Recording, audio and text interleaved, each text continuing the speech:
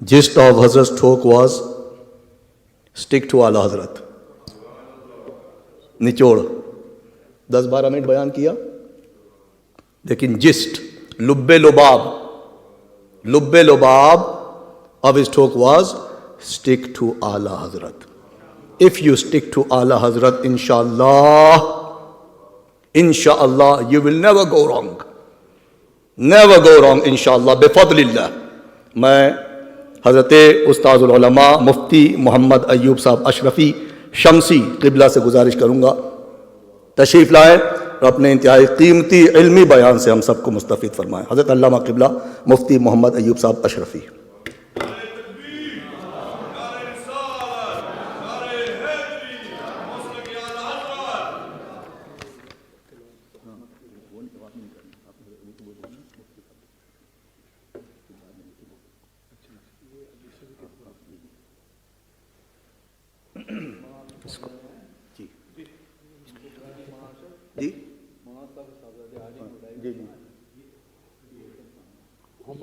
مولانا محمد عمر آ جائیں, مولانا تشریف لائیں, جس کے علماء کرام آگے آ جائیں, آپ دونوں آ جائیں.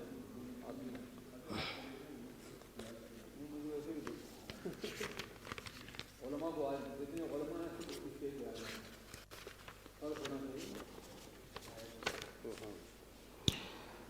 بسم اللہ الرحمن الرحیم.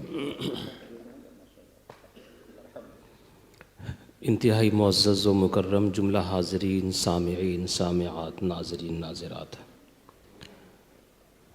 بالخصوص امتیازی شان کے حاملین تشریف فرما تمام تر علماء دین متین,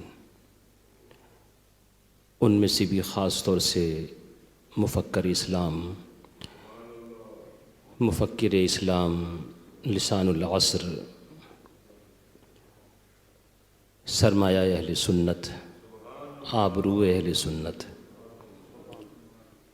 مبلغ عالم اسلام حضرت علامہ محمد قمر الزمان خان صاحب اعظمی مدظلہ العالی, السلام علیکم ورحمۃ اللہ وبرکاتہ.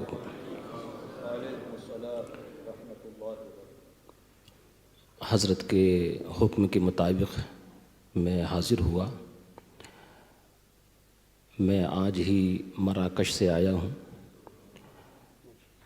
اور بیٹھے بیٹھے نیند آ رہی تھی, لیکن حضرت نے فرما دیا تھا حاضری لگانا ضروری اور لازم ہے. میں تھوڑی دیر کے لیے آج آپ کے سامنے حاضر رہوں گا. کئی دفعہ آپ لوگوں نے سنا بھی ہے اور میں حاضر ہوتا رہتا ہوں. آج چند باتیں آہستہ آہستہ آپ کے سامنے میں پیش کروں گا. الحمد لولیہ والصلاۃ والسلام علی نبیہ وعلی آلہ واصحابہ المتعدبین بآدابہ. اما بعد فاعوذ باللہ من الشیطان الرجیم. بسم اللہ الرحمن الرحیم. والذی جاء بالصدق وصدق بہ اولئک هم المتقون. صدق اللہ العظیم. ان اللہ وملائکتہ یصلون علی النبی یا ایہا الذین آمنوا صلوا علیہ وسلموا تسلیما. اللہم صلی علی سیدنا و شفیعنا و حبیبنا مولانا محمد صلی اللہ تعالی علیہ وسلم. عظیم الشان پروگرام کے اندر آپ حضرات تشریف فرما ہیں, میں بھی حاضر ہوں. محدث اعظم ہند علیہ رحمہ فرماتے ہیں, نام ہی نام ہے جو کچھ ہے حقیقت کے سوا, راستہ کوئی نہیں ان کی شریعت کے سوا. پاس سجدے بھی تھے, روزے بھی, زکوٰۃ و حج بھی, حشر میں کام آیا نہ کوئی رحمت کے سوا. دن کو ہوشیار رہو, رات کو بیدار رہو. مشکل کام ہے لیکن وہ فرما رہے ہیں, انہوں نے کر کے دکھایا اس کو. دن کو ہوشیار رہو, رات کو بیدار رہو, چین کی نیند کہاں ملتی ہے تربت کے سوا. میں تو تھکا ہوا ہوں لیکن آپ تو نہیں ہیں نا تھکے ہوئے, آپ تو زور سے کہہ سکتے ہیں نا سبحان اللہ. ماشاء اللہ. شامیانہ نہیں خورشید قیامت کے لیے، کالی کملی کے سوا چادر عطرت کے سوا۔ ہمارے بہت سارے بزرگان دین نے، معتبر مستند بزرگوں نے کالی کملی کا استعمال کیا ہے۔ کوئی اگر نہ کرے تو اس کی احتیاط ہے، لیکن ہمارے بہت سارے میں نے نشانات لگائے ہیں جن جن بزرگوں نے اس کا استعمال کیا ہے، اس میں ایک محدث اعظم ہند بھی ہیں علیہ رحمہ۔ مرتبہ حضرت صدیق کا یہ ہے سید، ہر فضیلت کے وہ جامع ہے نبوت کے سوا۔ ابھی حضرت مفکر اسلام مدظل علی نے ایک پرچہ مجھے عنایت فرمایا، میں نے دیکھا کہ حضرت صدیق اکبر کی شان میں یہ بہترین منقبت ہے الحمدللہ۔ چند شعر مجھ سے بھی آپ سن لیں۔ مفکر اسلام مدظل علی، ان کو دیکھتے رہیں اور مجھ سے یہ اشعار سنتے رہیں۔ نبی کے بعد بنے میر کارواں صدیق، جہان عشق میں سلطان عاشقاں صدیق، فراز کون و مکان سے بلند ان کا مقام، محیط دائرہ وسعت زماں صدیق۔ وہ جن کی شان میں قرآن کی آیتیں اتری، سبحان اللہ، وہ جن کی شان میں قرآن کی آیتیں اتری۔ میں نے اپنے طور سے جو شمار کیا قرآن مجید میں تقریباً 22 آیت کریمہ ایسی ہیں، 22 مقامات ایسی ہیں، 22 مقامات ایسے ہیں کہ جہاں شان صدیق اکبر قرآن مجید میں بیان فرمائی گئی، اور یہ حسن اتفاق ہے کہ 22 ہی جمادی الاخرہ کو ان کا یوم وصال یا یوم شہادت بھی ہے۔ فرماتے ہیں وہ جن کی شان میں قرآن کی آیتیں اتریں، بحکم رب ہوئے ممدوح انس و جاں صدیق۔ احد ہو، بدر ہو، خیبر یا کہ خندق ہو، ہر ایک مقام پہ حاضر بقلب و جاں صدیق۔ تمام عمر کے رشتے جہاں نہ کام آئے، گناہ گار قمر پہ ہوں مہرباں صدیق۔ سبحان اللہ۔ اور ابھی جن باتوں کا ذکر کر رہا تھا اور اشارتاً میں نے عرض کیا، اور ہمارے خطباء کرام بھی اس کی طرف اشارے فرما رہے تھے، سید زادہ ہو اور وہ شان صدیق اکبر بیان کرے، بڑا اچھا لگتا ہے۔ یہ شیخ المشائخ ہیں جن کے اشعار میں نے شروع میں پڑھے، یہ ان کے بھی پیر و مرشد ہیں، ایک اعتبار سے پیر و مرشد کے پیر و مرشد ہیں، حضرت اشرفی میاں علیہ رحمہ۔ کہتے ہیں حضرت صدیق اکبر یار غار مصطفیٰ، حضرت صدیق اکبر یار غار مصطفیٰ، عاشق صادق جمال باوقار مصطفیٰ، زِ اتفاق جملہ اصحاب رسول کبریا، جانشین مصطفیٰ شد جان نثار مصطفیٰ۔ مصطفیٰ بہر امامت در نمازش حکم داد، بود آن وقت اخیر شاندار مصطفیٰ۔ کور چشمہ را نیابت فضل او اندر نظر، کور چشمہ را نیابت فضل او اندر نظر، ورنہ دیدندے درو عز و وقار مصطفیٰ۔ اشرفی مردن بحب آل و اصحاب نبی، جائے مسکن خلد دارت در جوار مصطفیٰ۔ والذی جاء بالصدق، اور وہ جو سچ لے کر آیا، والذی صدق بہ، اور وہ جس نے اس کی تصدیق کی، اولئک هم المتقون، یہ ہیں ڈرنے والے۔ تفسیر جلالین اور تفسیر کبیر کے اندر بھی اس بات کو ذکر کیا کہ یہاں پر الذی الذین کے معنی میں ہے، اس لیے بعد میں اولئک فرمایا گیا، اور کیونکہ لفظاً واحد ہے اس لیے جا فرمایا۔ وہ جو سچ لے کر آیا مراد نبی کریم صلی اللہ علیہ وسلم، اور وہ جس نے اس سچ کی تصدیق کی یعنی ابو بکر۔ یہ بھی تفسیر کبیر ہی کے اندر ذکر فرمایا گیا۔ صادق اسے کہتے ہیں جو بات جیسی ہو ویسی کہہ دے، حضرت قاری طیب صاحب قبلہ اللہ مد ظلہ العالی میری دائیں طرف تشریف فرما ہیں. جیسی بات تھی میں نے کہہ دیا، میں سچا ہوں. لیکن صدیق اسے کہیں گے کہ جو زبان سے کہے، کہنے والا اپنے دل اور عمل سے اس کو ثابت کر دے، اسے صدیق کہیں گے. یعنی اس کی زبان اور اس کے دل میں فرق نہیں ہونا چاہیے. اور بھی صدیق کے معنی بتائے گئے، لیکن مفتی احمد یار خان صاحب علیہ رحمت و رضوان کے حوالے سے میں اس بات کو ذکر کر رہا ہوں. یہ بات میں نے کسی اور جگہ ابھی تک نہیں دیکھی ہے، مگر وہ بھی معتبر نام ہے ہمارے نزدیک. انہوں نے فرمایا کہ صدیق کا ایک مطلب یہ بھی ہے کہ اگر کوئی کبھی اس کی زبان سے ایسی بات نکل جائے بے خیالی میں، بے توجہی میں، یا اس بات کا علم نہ ہونے کی وجہ سے، اور وہ بات زبان سے نکل جائے اور وہ نہ بھی ہو، تو اللہ اس کی زبان کی لاج رکھتے ہوئے ویسا کر دیتا ہے جو زبان سے نکلا ہے. اور اس کی انہوں نے مثال پیش کی کہ حضرت مالک ابن سنان رضی اللہ تعالی عنہ صدیق اکبر کے ساتھ جنگ کے اندر تشریف فرما ہوئے، گئے، شہید ہو گئے. ان کی شہادت کا علم صدیق اکبر کو نہیں تھا. جب واپس سب آ رہے تھے مدینہ منورہ کے اندر، جیسے داخلہ ہوا چاہتا تھا، تو حضرت مالک ابن سنان کے گھر والوں نے آ کر کے صدیق اکبر سے پوچھا مالک ابن سنان کہاں ہیں؟ تو کیونکہ ان کو تو علم نہیں تھا اس بات کا کہ وہ شہید ہو گئے ہیں، اس لیے انہوں نے فرمایا کہ پیچھے پیچھے آ رہے ہیں. سبحان اللہ. حالانکہ وہ شہید ہو چکے تھے، لیکن صدیق اکبر کو ان کی شہادت کا علم نہیں تھا، تو کہا وہ پیچھے پیچھے آ رہے ہیں. اب دیکھو، وہ پیچھے آ نہیں رہے تھے، مگر ابو بکر کی زبان سے نکل گیا کہ وہ پیچھے آ رہے ہیں.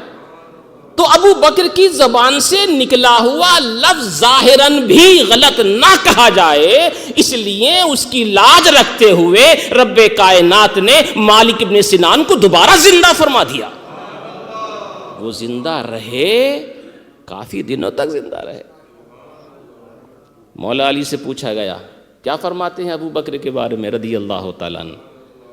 آپ نے ارشاد فرمانا شروع کیا، ذاک امرؤ سماہ اللہ صدیقا علی لسان جبرائیل و محمد علیہ السلام. یہ وہ عظیم شخصیت ہیں کہ جن کو صدیق کہا، اللہ نے صدیق کہا. کس کے ذریعے کہلوایا؟ جبرائیل امی اور اپنے حبیب صلی اللہ علیہ وسلم کی زبانی. صحابہ کرام میں بھی آپس میں اختلاف رہا ہے، لیکن ہمیں منع کیا گیا ہے خاص طور سے مشاجرات کے لیے. اس میں پڑھنا ہی نہیں چاہیے. وہ بہت بڑے بڑے لوگ ہیں. وہ ایک صحابی جو نبی صلی اللہ علیہ وسلم کو دیکھ کر کے ایمان لے آئے ہوں، نہ نماز پڑھی ہو، نہ روزہ رکھا ہو، نہ زکوٰۃ دی ہو، نہ حج ادا کیا ہو، اس کا مرتبہ بھی غوث و خواجہ سے بہت اونچا ہے.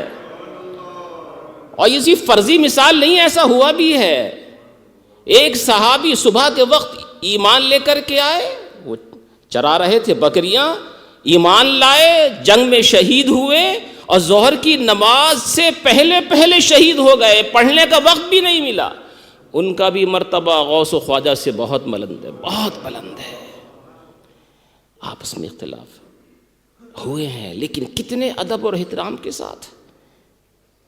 صدیق اکبر رضی اللہ تعالیٰ عنہ اور فاروق اعظم جب وصال ہوا نبی کریم صلی اللہ علیہ وسلم کا، فاروق اعظم ماننے کو تیار نہیں تھے. صدیق اکبر نے منوا لیا ان سے.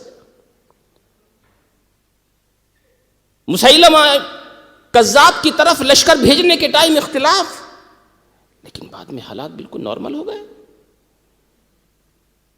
میں اس بات کو خاص طور سے اس لیے ذکر کر رہا ہوں، زمانہ صحابہ سے لے کر کے آج تک اہل سنت و جماعت کے جتنے بھی حضرات کرام ہیں جو مخلص، محب اور اہل سنت و جماعت کا بھلا چاہنے والے ہیں، اگر آپس میں کبھی کچھ فروعی اختلاف بھی ہوا ہے تو ایک دوسرے کے آداب کا مکمل لحاظ اور پاس رکھتے ہوئے ان تمام تر اختلافات کو مٹا دیا ہے، اور عوام، سنی عوام کے درمیان اس انتشار کو نہیں لے کر کے آئے۔ ایسا آج نہیں ہو رہا ہے، ایسا نہیں ہوتا ہے۔ ابھی تو ہر چیز کلپ بنا کر کے باہر ڈال دی جاتی ہے، بڑے بڑے عظیم لوگوں کی عزتوں کو اچھال دیا جاتا ہے۔ میں یہاں لمبی بات نہیں کروں گا، ایک بات صرف عرض کر کے اپنی بات کو اختتام پذیر کروں گا۔ ہمارے علماء کرام تشریف فرما ہیں، یہ میں صرف ایک مثال دے رہا ہوں، اس طرح کی ہزاروں مثالیں ہیں، اور میں آپ کو بھی دعوت دے رہا ہوں اس بات کے اوپر کہ اگر کہیں اس طرح کا مزاج آپ کو نظر آئے، بڑے احتیاط کی ضرورت ہے، بہت احتیاط کی۔ عقائد حقہ پہ گامزن رہتے ہوئے عقائد کے معاملات میں کوئی مداہنت نہیں ہونی چاہیے، رتی برابر بھی نہیں۔ اپنے عقائد پر جم کر کے اگر کسی کو دیکھو کہ وہ فروعی اختلاف کے اندر جو ہمارا نظریہ ہے وہ اس کا نہیں ہے، اس وقت بھی اپنی زبان کو اس سے برا کہنے سے روکنا چاہیے۔ اور علماء کرام، ہم لوگ تو کچھ نہیں ہے کہ کچھ کہیں، وہ خود علم والے ہیں، خود سمجھیں اس بات کو، لیکن ہمارے قریب ترین، بالکل قریب ترین زمانے کا ایک واقعہ میں آپ کو بتاؤں۔ ہمارے علماء جو مخلص علماء تھے، اگر ظاہراً کبھی فروعی اختلاف بھی ہو جاتا، اس کو کس طرح سے مٹا دیا کرتے تھے، عوام کو پتہ تک نہیں چلتا تھا۔ دیکھیے، کبھی نام آپ نے غالباً سنا ہوگا حضرت مفتی نور اللہ نعیمی علیہ رحمہ کا، 6 جلدیں ہیں اس وقت ان کے فتاویٰ کی، عظیم الشان مفتی اعظم پاکستان تھے وہ اس وقت، صد اللہ فاضل علیہ رحمت رضوان کے مرید اور خلیفہ تھے وہ، اور ایک بہت بڑے سید زادے، شہزادے، مفتی، شیخ الحدیث، غالباً قاری صاحب ان کو اچھی طرح سے جانتے ہوں، ان کا نام تھا حضرت مفتی سید شاہ مسعود علی قبلہ علیہ رحمت و رضوان۔ ایک مسجد کے تعلق سے، تعمیر کے تعلق سے سوال آیا، حضرت شیخ الحدیث علامہ مفتی سید مسعود علی شاہ صاحب قبلہ علیہ رحمت و رضوان نے بڑی تحقیق کے ساتھ اس کا جواب دیا، اور کیونکہ سوال اور جواب بڑا اہم تھا اس لیے تصدیق کرنے والوں کے سائن بھی کرائے، اور ان سائن کرنے والوں میں بھی بہت عظیم عظیم نام، ایک نام کو غالباً آپ بھی جانتے ہوں، حضرت مبلغ عالم اسلام علامہ عارف اللہ شاہ صاحب میرٹھی علیہ رحمہ، وہ میرٹھ کے تھے، بعد میں پاکستان تشریف لے گئے، وہ یہاں پر UK بھی تشریف لائے۔ سب سے پہلا نام ان کا تصدیق کرنے والوں میں سے تھا، اس کے علاوہ 5 اور بھی لوگ تھے تصدیق کرنے والوں میں سے۔ جب یہ جواب اس وقت کے ماہنامہ سالک راول پنڈی شمارہ نمبر 12 دسمبر 1961 میں چھپ کر کے سامنے آیا، اس جواب سے ذرا توجہ سے سنیے گا، اور جو آج کی لڑائیاں ہو رہی ہیں نا، اس کو اگر اخلاص ہو تو کس طرح سے ختم کیا جا سکتا ہے، اس کی ایک بہترین مثال میں آپ کو پیش کر رہا ہوں۔ 6 لوگوں کے، بڑے بڑے لوگوں کے دستخط ہیں اس پر، لکھنے والا خود بہت زیادہ متباحر عالم دین شیخ الحدیث اور مفتی اسلام ہے، شہزادہ بھی ہے، سیدزادہ بھی ہے۔ ان کے اس جواب سے حضرت مفتی انوار اللہ صاحب قبلہ نعیمی علیہ الرحمہ متفق نہیں تھے۔ اگر وہ یہ چاہتے تو اپنا جواب لکھ کر کے وہ ماہنامہ سالک کو دے دیتے، لڑائی شروع ہو جاتی، دونوں طرف سے جواب الجواب کا سلسلہ شروع ہو جاتا، مگر انہوں نے ایسا نہیں کیا۔ اب میں ان کو ان کے الفاظ، آپ کو ان کے الفاظ سناتا ہوں۔ جب انہیں یہ پتا چلا کہ میرا نظریہ اس فتوے کے تعلق سے ان کے خلاف ہے، جو انہوں نے لکھ کر کے دیا ہے۔ تو پھر مفتی صاحب نے خط لکھا، کس کے؟ حضرت سید شاہ مسعود علی شاہ صاحب کو۔ شاہ صاحب کو خط لکھا، اور خط میں انہوں نے کس طرح سے انداز اپنایا، حالانکہ بات مفتی نور اللہ نعیمی صاحب کی مضبوط لگتی تھی۔ شاہ صاحب نے بھی یوں ہی نہیں لکھ دیا تھا، علامہ شامی کا حوالہ دیا تھا، حوالہ جات پیش کیے تھے۔ اب مفتی نور اللہ نعیمی صاحب علیہ رحمت و رضوان نے ان کے نام خط لکھا، اور انداز خط دیکھو، مخدومی سیدی حضرت مولانا مفتی سید مسعود علی شاہ صاحب قبلہ مدظلہ العالی السلام علیکم ورحمۃ اللہ، مزاج گرامی معروض کے حضرت کا فتویٰ ماہنامہ سالک فلاں میں لکھا۔ اس کے بعد صفحہ 43 پر شائع ہوا، جس پر دارالفتاء کی مہر بھی ہے اور بہت سارے لوگوں کی تصدیقیں بھی۔ فقط نیاز مندانہ حیثیت سے معروض کہ فقیر کی نظر قاصر میں یہ فتویٰ نظر ثانی کا محتاج ہے۔ کتنے ادب سے کہہ رہے ہیں، حالانکہ مخالف تھے بالکل، لیکن آداب دیکھیے، اپنی مخالفت کو ظاہر کرنے کا بھی ایک انداز ہونا چاہیے۔ کتنی ادب و احترام کے ساتھ کہہ رہے ہیں نظر ثانی کا محتاج ہے۔ پھر مفتی صاحب نے اپنے دلائل بیان کیے، اور آخر میں لکھا، امید ہے کہ آپ ضرور توجہ فرماتے ہوئے اصلاح فرمائیں گے یا پھر فقیر کے شبہات کو زائل فرمائیں گے۔ یہ خط چلا گیا۔ اب ادھر سے بھی دیکھیے، کیونکہ وہ بھی اخلاص والے تھے نا، وہ بھی محبت والے تھے، وہ بھی عالم دین تھے، سید زادے تھے، شاہزادے تھے۔ انہوں نے جواب کیا دیا؟ اس کے جواب میں شاہ صاحب قبلہ علیہ رحمت و رضوان کی طرف سے جو جواب آیا، اس کا ایک ہلکا سا اثر میں آپ کو بتاتا ہوں۔ انہوں نے بھی جواب میں کہا، مخدومی محترمی۔ ادھر سے بھی انہوں نے کہا تھا مخدومی، ادھر سے بھی انہوں نے کہا مخدومی۔ حضرت مولانا الحاج نور اللہ صاحب نعیمی مدظلہ العالی وعلیکم السلام، گرامی نامہ موصول ہو کر عزت افزا ہوا۔ جناب والا نے جو اس نیاز مند کو غلطی پر مطلع فرمایا، اس کا بے حد ممنون ہوں۔ برا نہیں مانا خط لکھنے کا، کہا آپ کا شکریہ کہ آپ نے مجھ کو میری غلطی بتائی، اللہ تعالیٰ آپ کو جزائے خیر عطا فرمائے۔ حقیقت یہ ہے کہ میں نے صرف شامی کے حوالے کو دیکھ کر یہ مسئلہ لکھ دیا تھا، اب حضرت نے جو جزئیات تحریر فرمائے ان سے یہ مسئلہ واضح ہو گیا۔ برا نہیں مانا بلکہ اچھا لگا ان کو۔ اس کے بعد پھر اپنے سوالات قائم کیے کہ آپ کی بات کے اوپر میرے ذہن میں یہ سوال ہیں۔ مفتی صاحب نے پھر اس کا جواب دیا، اور آخر کی بات کی طرف میں آ رہا ہوں۔ شاہ صاحب کے خط کے جواب میں مفتی نور اللہ نعیمی صاحب نے پھر ایک خط تحریر فرمایا اور جواب دیا، یہ لکھا، بقیت السلف حجت الخلف۔ یہ لفظ بھی ذرا صحیح طرح سے بولا جائے، حجت الخلف۔ کبھی کبھی تقریر میں لوگ کہتے ہیں کہ حضرت کے خلف اکبر آ رہے ہیں۔ دیکھو جو خلف ہے نا لام کے سکون کے ساتھ، اس کے معنی آتے ہیں نالائق کے، اور جو خلف ہے اس کا معنی آتے ہیں لائق اور جی۔ نعرہ تکبیر، نعرہ رسالت، مفتی اہل اسلام، مفتی اہل سنت، ماشاءاللہ، اللہ اکبر،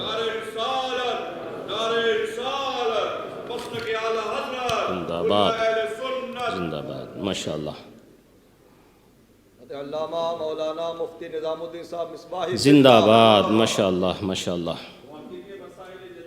زندہ باد، ماشاءاللہ۔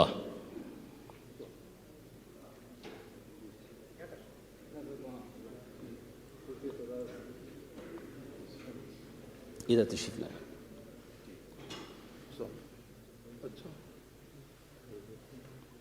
جی اس کو میں ختم کر دیتا ہوں۔ یہ آخری دو ایک لائنیں ہیں، اس کو سماعت فرما لیں۔ مفتی نور اللہ نعیمی صاحب قبلہ علیہ رحمت و رضوان نے پھر اس کا جواب اس طرح سے لکھا، بقیت السلف حجت الخلف، حضرت مولانا مفتی سید مسعود علی شاہ صاحب قادری لا زالت ظلالہم المطلع علیہ، السلام علیکم ورحمۃ اللہ وبرکاتہ۔ عنایت نامے نے یاد سلف کو تازہ کر دیا، اس حوصلہ افزائی نے مجھے مخلصانہ طور پر ممنون بنا دیا۔ حقیقت یہ ہے کہ یہ نیاز مند کوئی مفتی یا محقق نہیں ہے، بلکہ بعض مصالح شرعیہ کی بنا پر کبھی کبھی عرض کرنا پڑتا ہے، جو آپ جیسے حضرات کی بندہ نوازیوں سے قابل قبول بھی بن سکتا ہے۔ پھر مفتی صاحب نے جو بات ذکر فرمائی تھی، شاہ صاحب نے اس کو مانا، تسلیم کیا اور کہا آپ سچ ہیں، حق پر ہیں اور مجھ سے غلطی ہوئی۔ میں ان دونوں بزرگوں کے اس واقعے کو صرف اس لیے بیان کر رہا ہوں کہ اگر آج بھی کسی عالم دین سے کسی عالم دین کا اختلاف ہو جائے تو کیا وہ اس انداز کو نہیں اپنا سکتا ہے؟ کیا وہ ڈائریکٹ ان سے بات کر کے گفتگو نہیں کر سکتا ہے کہ حضرت آپ نے یہ ارشاد فرمایا، میری سمجھ میں یہ آ رہا ہے، کیا یہ بات صحیح نہیں ہے؟ کیوں ایسا ہوتا ہے؟ ہمارے اہل سنت و جماعت بھی اس وبا کے اندر، اللہ محفوظ رکھے ہمیں آپ کو سب کو، اس بلا کے اندر مبتلا ہو گئے۔ اگر کسی کی بات سمجھ میں نہیں آئی، اس سے اختلاف کر بیٹھتے ہیں تو فوراً ویڈیو بنا کر کے اپلوڈ کر دیتے ہیں، انتشار پیدا ہو جاتا ہے، عوام منتشر ہو جاتی ہے۔ خدا کے لیے، اللہ کے لیے اس انداز سے پرہیز کیجئے۔ اگر کسی سے کسی کا کوئی فروعی اختلاف بھی ہے تو اس کو احسن طریقے سے نپٹائیے۔ اور ایک بات اور یاد رکھیے، اگر آپ کے بڑے سے آپ کو اختلاف ہے تو سنیے، آپ زبان کھولنے سے پہلے کوشش یہ کریے کہ اس بڑے کو سمجھانے کے لیے اسی کے لیول کا اور اسی کے برابر کوئی انسان ہونا چاہیے، ورنہ تو حالات بگڑ جائیں گے۔ ایک چھوٹا سا لڑکا بہت بڑے انسان کو سدھارنے کی بات کرتا ہے آج کے زمانے کے اندر، اور کہتا ہے میں حق بات بولتا ہوں۔ اپنے معیار کو سمجھو، اپنے آپ کو سمجھو، آپ سمجھو آپ اس معیار کے ہیں بھی کہ نہیں کہ میں اس بڑے انسان کو سمجھا سکوں۔ اللہ تعالیٰ مجھے اور آپ کو سب کو ان صحیح باتوں کے اوپر عمل پیرا ہونے کی توفیق عطا فرمائے، اور شان صدیق اکبر کے فیضان سے ہمیں اور آپ کو سب کو ہمیشہ مالا مال رکھے۔ السلام علیکم ورحمۃ اللہ وبرکاتہ۔